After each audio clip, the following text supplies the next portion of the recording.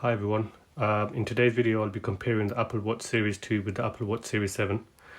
I recently purchased the Apple Watch Series 7 after owning the Series 2 since launch in 2016. Over the years I wasn't really compelled to upgrade as the Series 2 was serving my needs absolutely fine.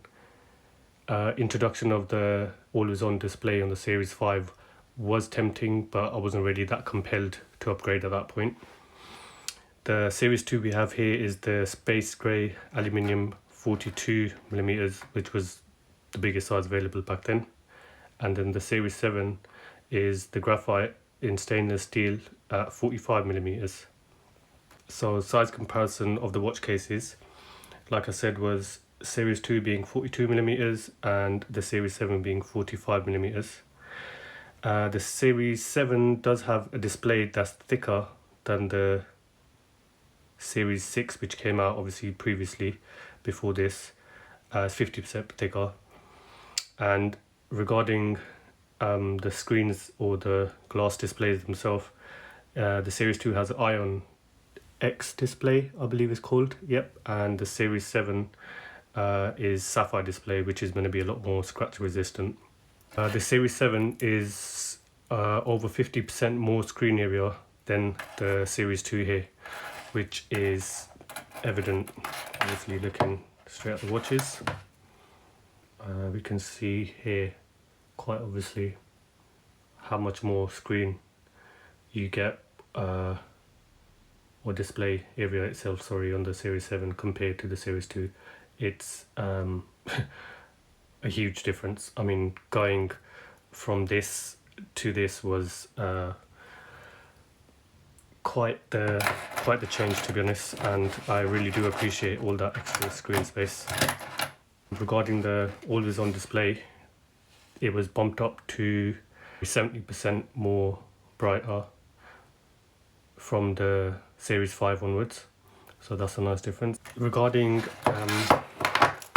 the sensors on the back of the watches, the Series 7 has a heart rate sensor, blood oxygen and an ECG, whereas the Series 2 back then only came with, I mean, I know what strap's in the way, but the Series 2 came with only a heart rate sensor. Software wise, the Series 2 supported WatchOS 6.3, which was the latest version you could install on it, and currently on my Series 7, if I get the password right, I'm running WatchOS 9.1, I believe.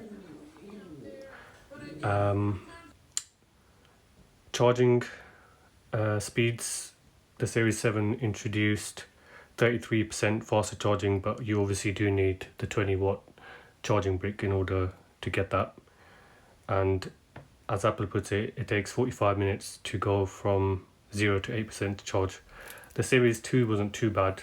I'm not too sure, but I think I would get normally from 0 to 100, I would say, in about an hour and 15 minutes, maybe an hour and a half. Chips wise, the Series 2 was on the S2 and the Series 7 was on the S7, which is just basically the same as S6, just rebranded, so there wasn't really much of a significant upgrade in that sense. But looking at the watches themselves, you can see the overall shape is different. We have more rounded corners on the Series 7, where it was a bit more boxy on the Series 2. On the Series 2, we had two microphones on the left side, and there were two cutouts for the speaker, and we had the crown there and the power button, which sticks out, if you can see that. Whereas on the Series 7 is flush, which I kind of do prefer, as it makes it just more uniform going around the case. There's a larger cutout for the speaker on this side, and on the right we've got the microphone, the digital crown and the power button, and the sensors on the back. Overall, I mean, I was really satisfied with the Series 7. The screen is just absolutely amazing. You can even see difference in the button sizes. So that was definitely something that I was really happy with.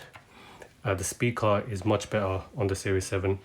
I do use my watch to take phone calls and even for dictation and stuff, but the speaker is definitely much louder on the Series 7, which helps out if you're in a slightly noisier environment, driving a car, something like that. So that was definitely helpful. It's 3:56. It's 3:56. It's 3:56. It's 3:56. And you can see it's quite the difference. Software wise, I mean, it does, the Series 2 does lag a bit. I did notice, well, started noticing. I mean, it wasn't anything crazy, but it would just take longer to load whichever apps you were going to do. So if I was to just jump into settings, well, that kind of did better there. If we go to, say, activity, you might get some loading screens in certain cases. So, I mean, it's just super snappy on the Series 7. If we go to Google Maps, you can see it comes up straight away. Here, we'd have a bit of loading screen. But overall, really happy. If I just quickly put them on wrist, I've got the Starlight.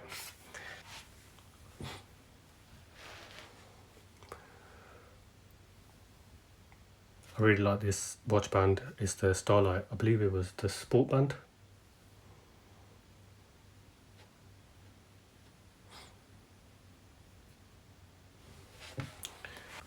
I had a stainless steel. I mean, I got this on Amazon for £10. Really like it. It's got a nice weight to it.